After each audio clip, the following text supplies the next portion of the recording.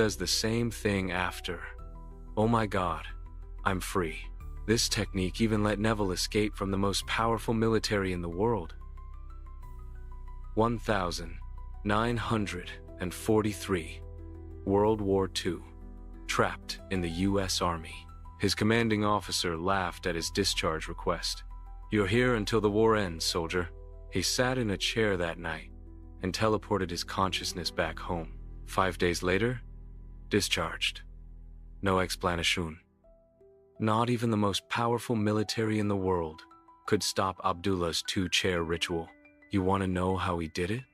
You want to know the exact technique Abdullah taught in his apartment on 30W 72nd Street, Harlem? Because most people can't handle how simple this is. Now, here's the technique that changes everything. And when I say everything, I mean everything. Your bank account, your relationships, your entire existence. Step 1.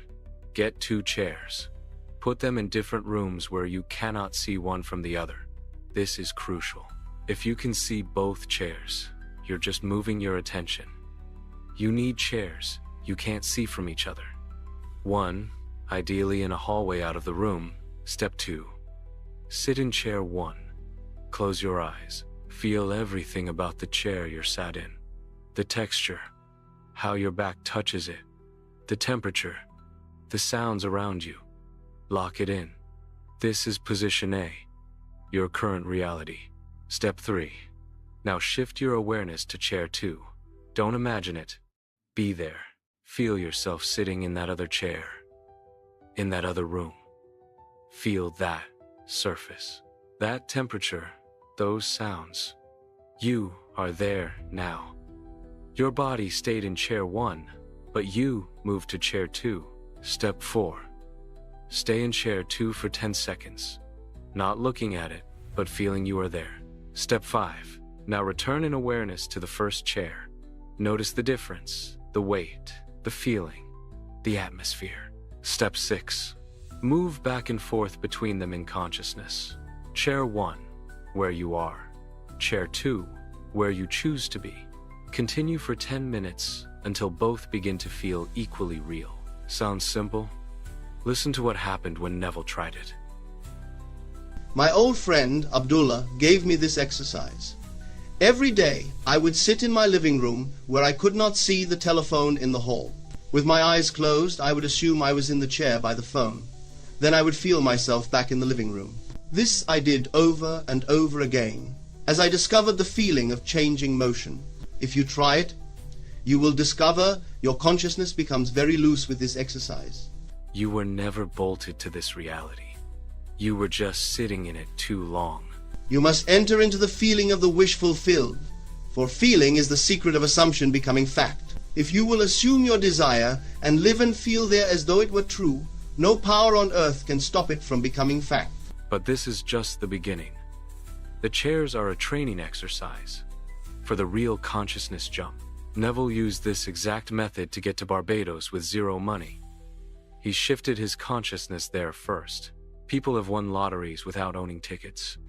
They jumped to the reality where they'd already won. Then, the ticket appeared. Master the chairs first.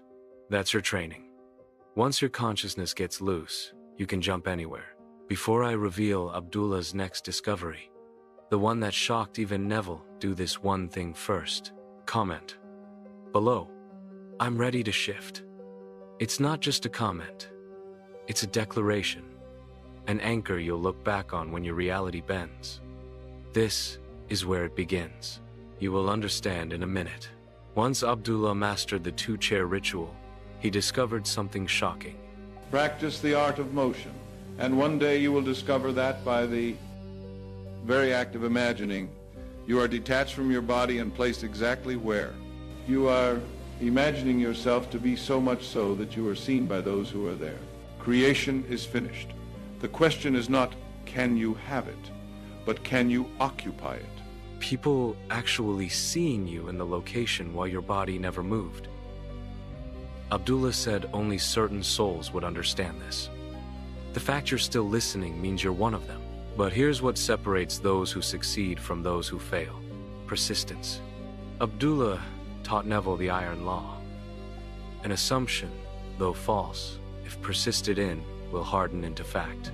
Do you have the courage to persist? To act outwardly what you know is true, inwardly? Do you have the courage to try Abdullah's two-chair technique tonight? Neville escaped the US Army with it. The CIA spent millions studying it. Do it a few days a week, 5 to 10 minutes each time. Consciousness is a muscle.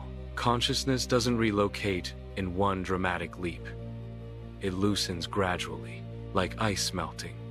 First, nothing visible happens. Then cracks appear.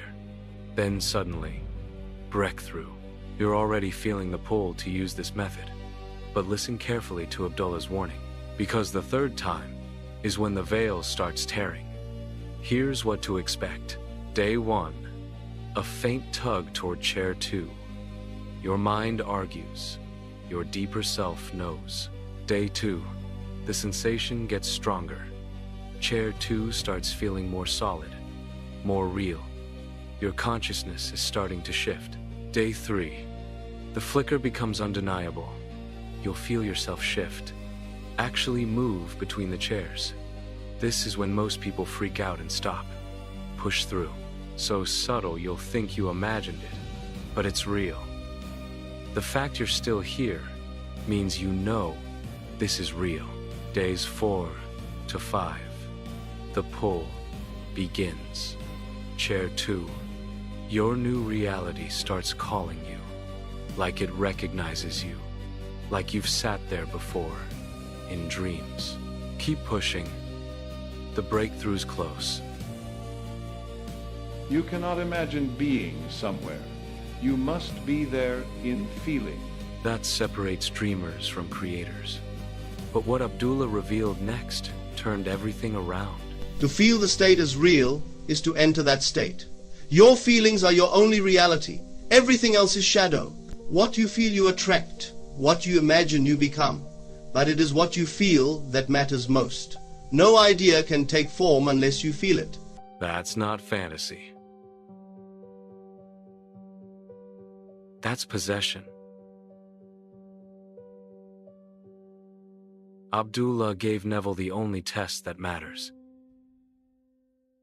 If I assume I am in New York City, anyone I think of in Los Angeles must be 3,000 miles away.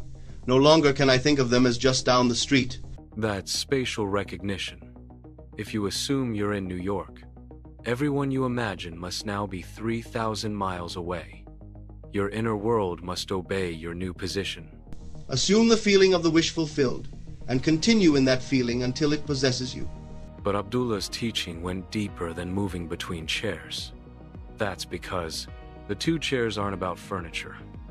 One holds who you used to be, the other, who you've already become. That's when you stop asking, how will this happen? And start knowing, assuming, I'm already there. What Abdullah knew, what he waited for his students to remember, was this: the real you. It never left chair 2. You've been glimpsing it in dreams, feeling it in flashes. That tug in your chest, when you first tried the two-chair ritual, it wasn't longing, it was memory. This isn't about getting to chair 2, it's about waking up there. That's why it feels like déjà vu. Why chair 2 pulls you like home. You're not shifting into a new life. You're collapsing back into your true reality. The wealth, the love, the freedom. It's not the future, it's the original. All you're doing now is realigning with truth. And once that shift clicks, your reality catches up to the soul's position. Your assumption, though false, if persisted in, will harden into fact, and once it does, the world will reshape itself into a bridge of incidents to support your assumption. You do not need to know how. It will unfold itself in a series of events over which you have no control, but which you will be compelled to walk. Faith is loyalty to the unseen reality. Put your consciousness in the second chair. Hold it till it becomes real. Comment below. Where will you teleport to tonight?